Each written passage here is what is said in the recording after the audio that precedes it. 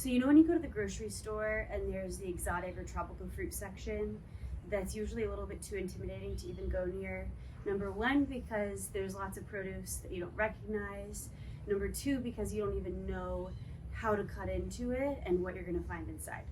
That might not be the case for all of you, but I'd venture to say that many of you have not made the choice to purchase this dragon fruit or pitaya fresh. It's becoming a bit more common to find pitaya or dragon fruit pre-processed and in the freezer ready to add to smoothies or make smoothie bowls with. But to use it fresh is extremely simple, way simpler than you might think, and I'm going to show you how to cut into it and how to use it. I'm going to use this for two different recipes. The first is for a dragon fruit salsa, which is a bit more savory, and I like to serve it with chips or on top of fresh fish to make a really bright, beautiful entree.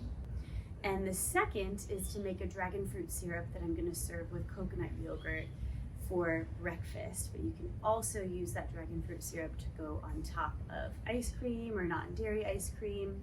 So this dragon fruit has a really beautiful, deep magenta or fuchsia color inside. I don't know the difference between magenta and fuchsia really, but you get the gist. It also sometimes comes with white flesh, which is just as delicious, but if you can find it with the magenta interior, I recommend that you use that just because it's super beautiful in color and adds a lot of brightness to the recipes that I'm going to encourage you to use these in. So again, go buy one, give it a try.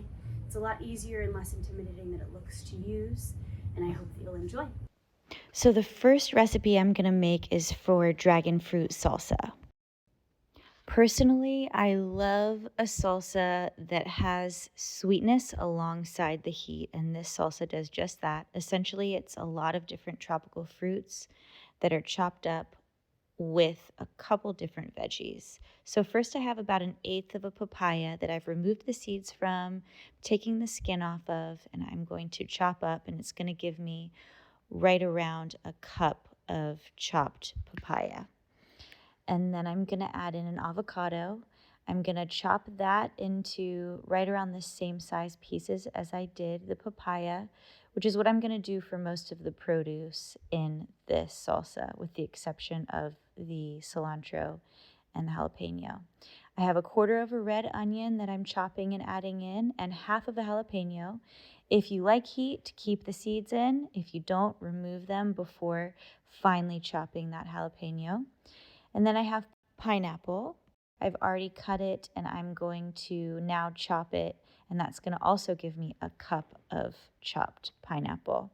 Then I have my dragon fruit. I've already cut it in half widthwise, and I'm quartering it, and you see how easily the skin peels off of it. It's a little bit slippery to work with, but I am chopping that into the same size pieces as I did the other ingredients, and I'm adding that in as well. And then I'm going to chop up my fresh cilantro, and it's going to give me right around 1/4 of a cup of chopped cilantro loosely packed. And then 2 limes. I'm squeezing as much juice as I can get out of those into my serving bowl, and 1/2 teaspoon of fine sea salt. I'm going to mix that all together and serve that with plantain chips, or you can use tortilla chips, or this would be delicious over grilled white fish, and I hope you'll enjoy. So the next recipe is for dragon fruit compote, which is essentially a dragon fruit syrup, but it still has the chunks of dragon fruit in it. And I've cut the dragon fruit in half widthwise and then cut a thin slice that I peeled the skin off of for garnish later. The other half I've cut into quarters, peeled off the skin, and I am chopping that into small bits that I'm adding into a small pan with 3 tablespoons of water. And I'm going to let that simmer for about 5 minutes to reduce the liquid until it is thick enough to coat the back of a metal spoon. So I've obviously fast forwarded this, but I'm letting that thicken up. And once it coats the back of a metal spoon, I'm going to add in the juice from 1/2 of a lime, 1/4 teaspoon of fine sea salt, and then I'm going to turn off the heat, and it is ready to go.